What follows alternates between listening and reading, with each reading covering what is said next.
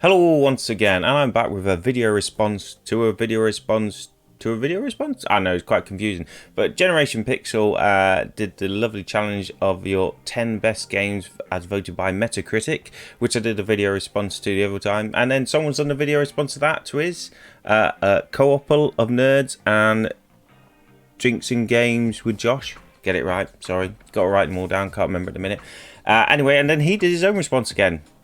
So I thought I'd do a response to that, because I did think at the time, I thought, wouldn't it be good to find out what my worst games are, because I've probably got loads, but I thought I didn't want to do it, didn't want to do it, but now I am. There you go. So let's get into it, but wouldn't it be nice to have some titles first?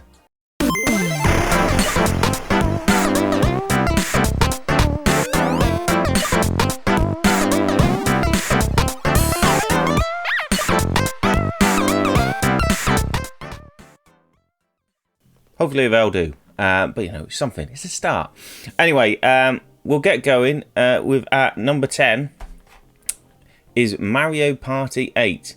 Now I agree with this. It's in the 60s, isn't it? I'll put the actual scores up there. But yeah, Mario Party 8. It's not as good as Mario Party 4 or 5, which 4 definitely I hammered on the GameCube with mates. That was a great one. This one just seems a bit more fiddlier. I've tried to play it with my kids recently as well, you know, during lockdown, and yeah, it's I don't know. It's probably just not enough innovation. That's why I got loaded, and it's just not as fun as the others. So fair enough. Next one. 007, The World Is Not Enough on the PlayStation. So, well, you know, I don't think there's anything particularly wrong with this one. It's just basically like GoldenEye, the N64 one, isn't it? And they've just carried on with that. You've obviously got it on PlayStation now, not Nintendo. But yeah, it's just, again, probably not innovation. Obviously, not as good as GoldenEye, but it's an alright game. It's alright. It's alright. Can't say anything. I don't think it's too bad. Episode 3, Revenge of the Sith. Star Wars. Well, you know, it's an alright game, isn't it? But I can see why it's pretty, you know, down there. I haven't played a lot of it, to be fair. It's one of them. But it's Star Wars. No, it can't be that bad, can it? Obviously can. We Play. Quite obvious why this one's a bit low down, isn't it? Because, you know, they're alright games to play for like 20-30 minutes, but it was basically, you got a free controller. That's why I bought it. That's why most people bought it. So you got your second controller at the time. And they're alright. Killed 10 minutes or so, but, you know, not great games, are they? I think the shooting one, where you shoot one, a bit like Duck Hunt, rip-off, that was quite good. Anyway, next one. The Lego Movie 2. Now, I'm quite surprised why this is quite low down. This is actually my son's. You know, that's why I've got it. I've had a little play with him, but the first one was alright. It wasn't too bad. It follows the movies quite good. The gameplay's alright. I mean, but there's a sort of building section in it. That's probably why I didn't like it. It's starting to get into Minecraft territory. You could just spend their ages building lots of Lego houses, and I don't have time for that. You know, that's Lego Worlds, isn't it, if you want to do that? But anyway. Next one. Spyro Enter the Dragonfly. Yeah, it's not a bad game again. I suppose it's the reason these are getting bad scores, I think, is they're not really breaking the mould, are they, taking it forward? It's just more Spyro, another little adventure, you know. But it was alright, you know. But it's bad. It's terrible. But, you know, because that's the idea of the video. But, hey. Micro Machines. I'm not going to lie, I've not played this one. I bought it on a boot sale thinking I could do a nice video about it, and I was like, it's Micro Machines. Micro Machines on the Mega Drive was awesome, but obviously this isn't getting a bad score, so it's probably going to be bad. I'll have to play it and find out, but, you know, apparently it's one of the bad games I've got. We'll see. Personal opinion, isn't it? Getting down to the top 3 now, or bottom 3, whichever way you look at it. So, on the Wii, I've got 007 Quantum of Solace. Now, yeah, you know, it's James Bond. You thought it'd be cool, wouldn't you, on the Wii, you know, shooting, but it's actually quite hard to control, I found. And yeah, I haven't played loads of it, to be fair. I played the first few levels, but it was a bit repetitive, and because of the controls, I didn't really enjoy it myself. So I can see probably why people have slated it or given it a bad score. Quite rightly. Top 2. Family Guy, the video game. Now, when this came out, let's face it, it was a budget title when it came out. It was about £20. I bought it for new at the time, you know, when most games were 40.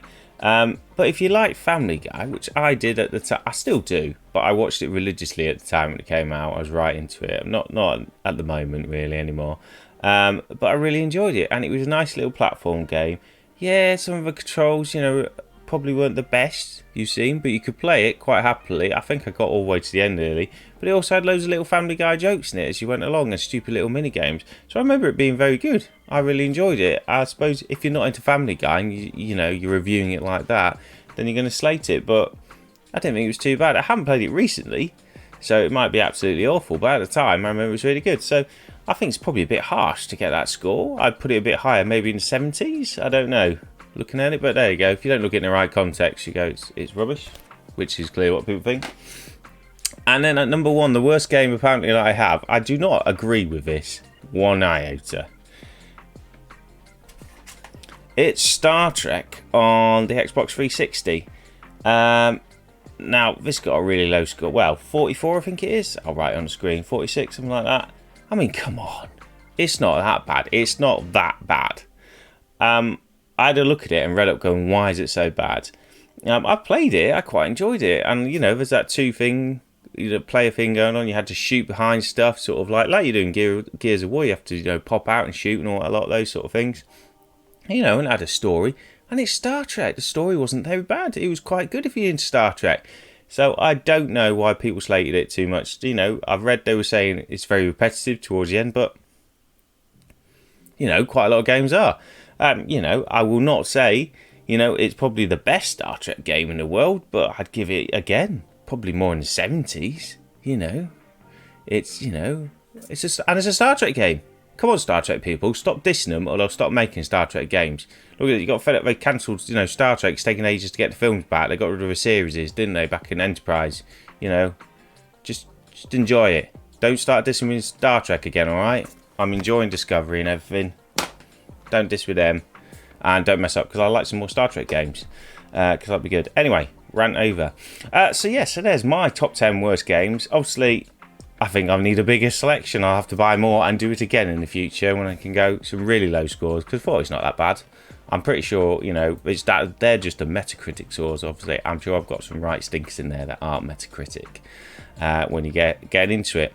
But there you go. Well, I hope you enjoyed this video. Seeing my worst games. Remember to subscribe and like my channel and all that jazz as usual. And I'll see you in the next video. But until then, bye.